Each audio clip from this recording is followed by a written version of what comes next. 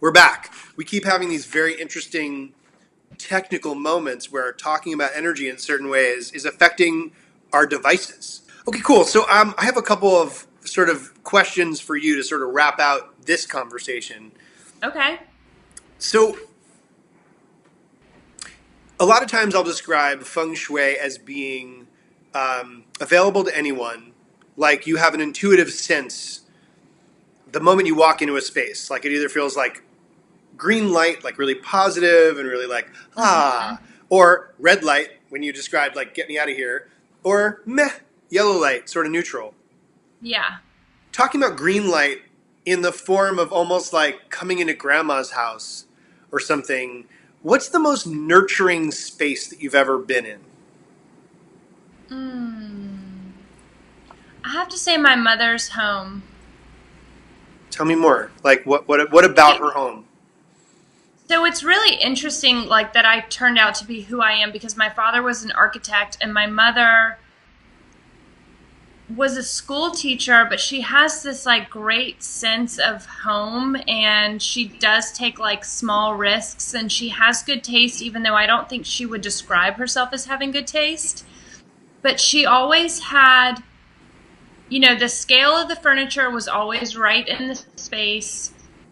Um,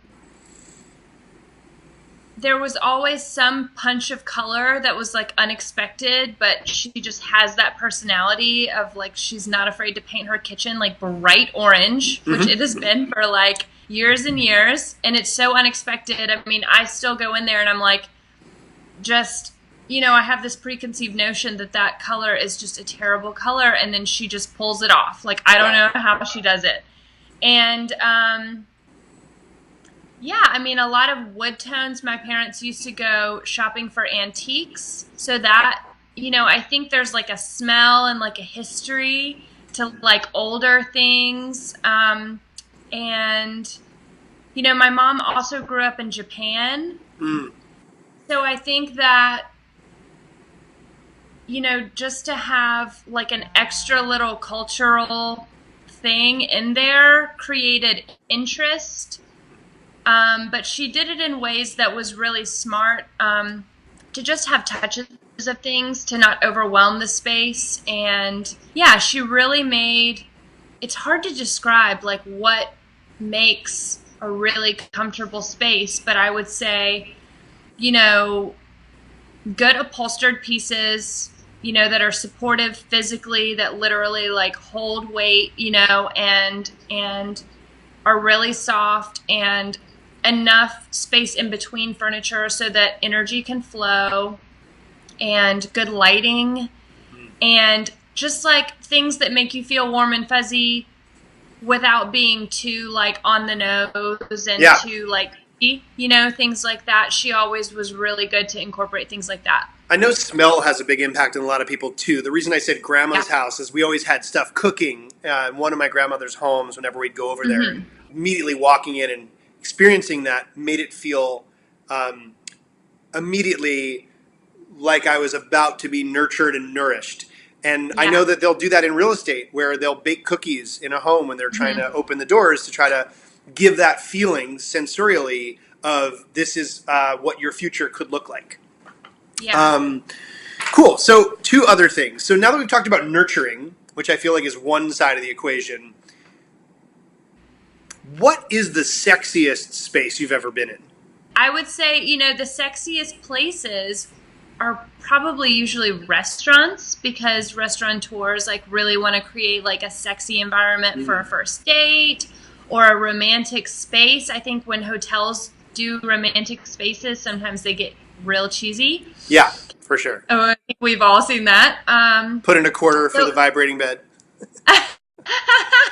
the rotating mirrors in the heart ceiling. shape. Yeah. Yes, mirrors in the ceiling. Austin Um, Powers, baby. Yeah.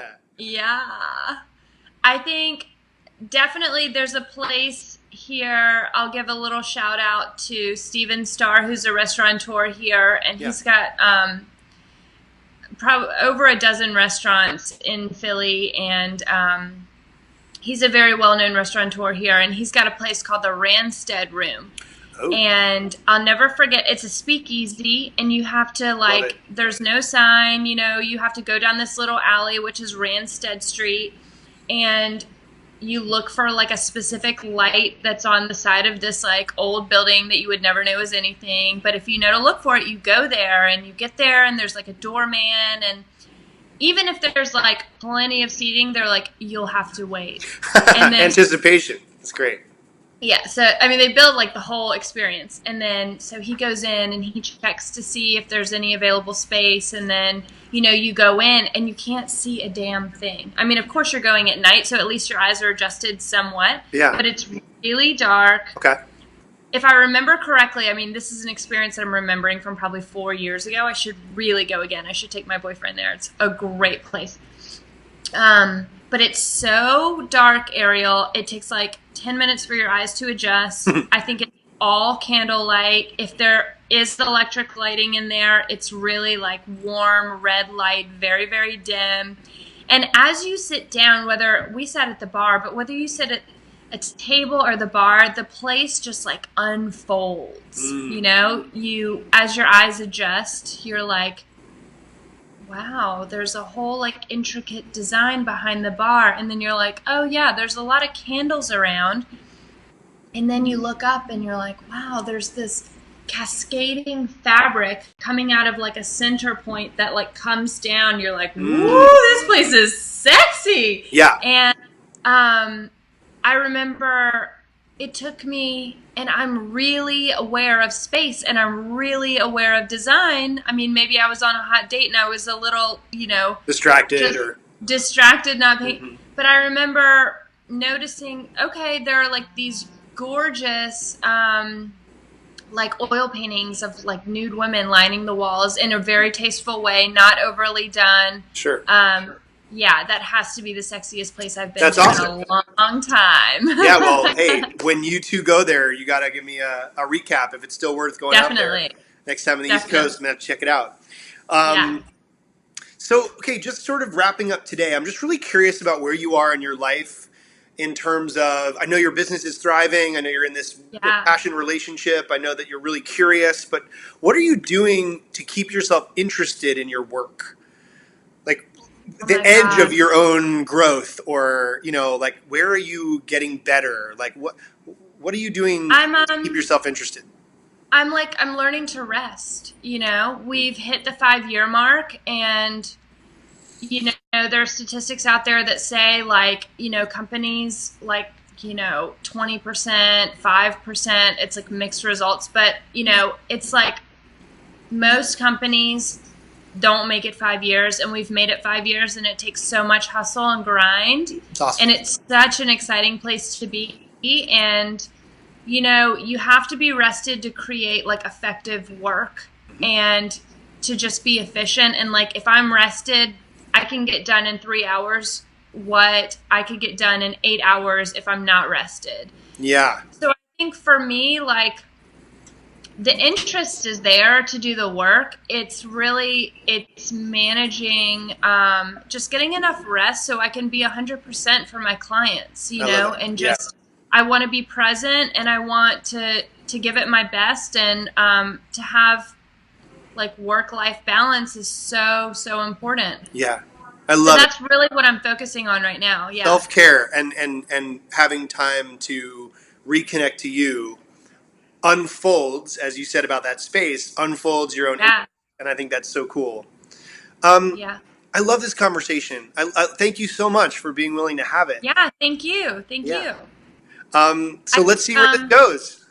Yeah, I mean, Feng Shui and design, they just reflect each other back to each other just nonstop. I see Feng Shui everywhere that I see design, and I see design everywhere that I see Feng Shui. So, I don't think anybody else is having this kind of conversation right now. And I don't know. It's really, really exciting.